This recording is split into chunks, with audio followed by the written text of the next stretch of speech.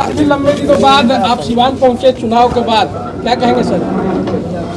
चुनाव के बाद जब चुनाव परिणाम आए, एक दिन के मौन उपवास जो हम लोगों ने रखा था गांधी बितिहरवा आश्रम में, वहाँ से हम लोगों ने घोषणा की थी कि अब अगले 5 बरस जन सुराज बिहार में नवनिर्माण अभियान के तहत पूरे समाज से फिर से जुड़ेगा।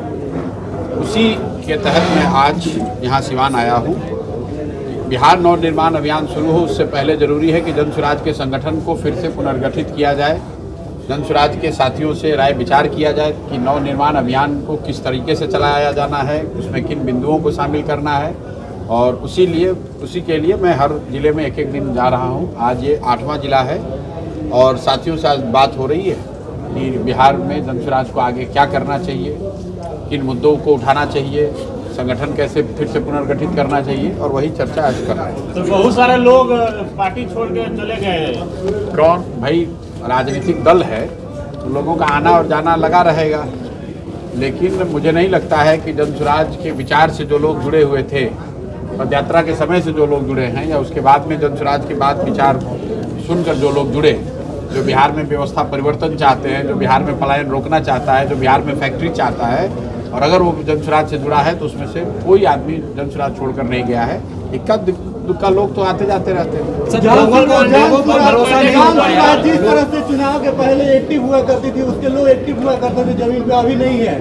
बिल्कुल, हाँ बिल्कुल नहीं है। चुनाव के बाद आप दौड़ रहे हैं, अगर गिर जाइएगा तो फिर उठ के बैंडेज पट्टी करके फिर खड़ा होइएगा, फिर जब वो घाव भर जाएगा तब दौड़ना शुरू कीजिएगा। आखिर से भरोसा नहीं हो पाया, तो क्या लगता है कि फिर से आप दोबारा कमर कस रहे हैं? इतना मेहनत के बाद 1-2 सीट भी नहीं आई तो सर क्या कोई फर्क नहीं है। चुनाव से पहले भी सभी वक्तव्यों में मैंने कहा है ये संभव है कि जन सुराज अर्श के बजाय फर्श पर रहे, 0 सीट आए, लेकिन जन सुराज में जो लोग दिल से जुड़े हुए हैं या जो हम लोग प्रयास कर रहे हैं, हम लोग का लक्ष्य सिर्फ MLA बनना, सरकार बनाना नहीं है। बिहार में सामाजिक परिवर्तन लाकर व्यवस्था बदलना है।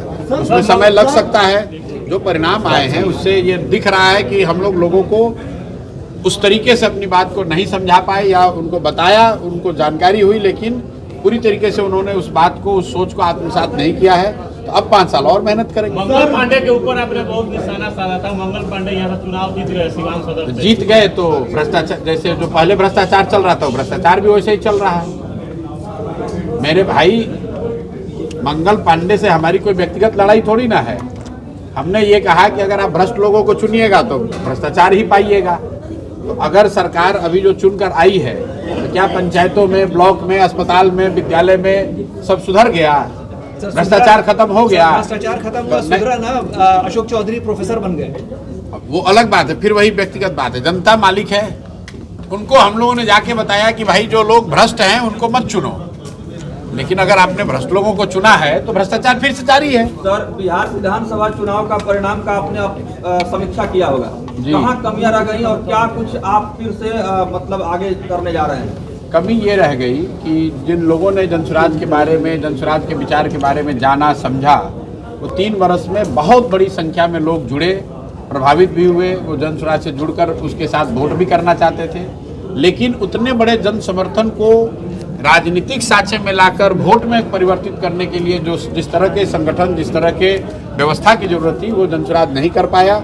इसलिए गाँव में बहुत बड़ी संख्या में समर्थक होने के बावजूद उन गाँवों में, उन बूथों पर जन सुराज को उतना वोट नहीं मिला। उन सारी बातों को भी देख रहे हैं। अब समय है 5 साल, हर बात को, हर बिंदु को निकाले हैं। इससे पहले बहुत सारी यात्राएं आप निकाल चुके हैं, इस यात्रा में क्या कुछ नया होगा? कुछ भाई अभी यात्रा नहीं कर रहे हैं। नवनिर्माण अभियान जो शुरू होना है उससे पहले संगठन फिर से पुनर्गठित किया जाए, क्योंकि चुनाव के बाद संगठन भंग कर दिया गया है। तो जन सुराज के संगठन को वार्ड, पंचायत, प्रखंड, जिले में फिर से पुनर्गठित किया जाए, ताकि जब बिहार नवनिर्माण अभियान हम लोग शुरू करें तो उसको पूरी ताकत से कर पाएँ। नवनिर्माण अभियान का जो मुद्दा है, पहला मुद्दा है, जो मैंने पहले भी बताया है कि जिन महिलाओं को 2 लाख रुपए देने का सरकार ने वादा किया, जिनको 10,000 रुपया का एडवांस देकर जिनका वोट लिया, अब सरकार उनको 1,90,000 रुपये दे। लेकिन अगर हर महिला, हर घर तक ये बात को पहुंचाना है तो उसके लिए तो संगठन को सक्रिय होना पड़ेगा, तो संगठन को बनाने आए हैं। इसके अलावा जो मुद्दे सामने आ रहे हैं उनको भी नवनिर्माण अभियान में जोड़ा जाएगा। आप भी चाह रहे थे कि महिला समय में सर किसी पार्टी के साथ गठबंधन होगा जनसुराज का? कौन सा चुनाव है कि गठबंधन? आने वाले समय भविष्य में जनसुराज का गठबंधन बिहार के लोगों से हो चुका है और हम लोग उसी गठबंधन से खुश हैं। आज जनसुराज को कोई गाली नहीं दे रहा है। वोट नहीं आना गुनाह नहीं है, लेकिन जनसुराज के लोगों ने जाति पाति का, हिंदू मुसलमान का, भ्रष्टाचार का गुनाह नहीं किया है। वोट लेने के लिए, चुनाव जीतने के लिए हम लोगों ने कोई गलती नहीं की है। अपनी बात बताई, जनता को समझ अगर नहीं आया है तो फिर से और प्रयास करेंगे। लेकिन अगर जनता को समझ में नहीं आया है तो व्यवस्था भी जैसे जिस व्यवस्था से जनता परेशान थी, व्यवस्था उसी तरह से चल रही है। तो महिला को ठगे हैं, आप भी कहे थे कि हर जिला में महिला को उतारा जाएगा, लेकिन आप भी नहीं उतारे महिला प्रत्याशी। 34 महिला जनसुराज से चुनाव लड़ी है।